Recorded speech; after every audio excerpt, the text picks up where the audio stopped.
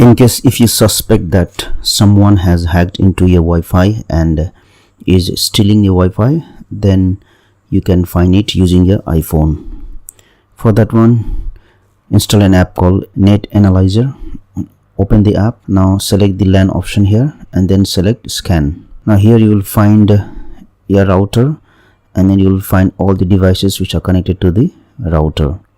Now you need to know how many devices are connected to your Wi-Fi. Suppose if you have 2 devices connected to the Wi-Fi, and if you see more than 2 devices here, that means someone else is using your Wi-Fi. So in that case, you can know that your Wi-Fi password is compromised, so you can change the Wi-Fi password. Thank you for watching this video. Please like and share this video if you found it helpful.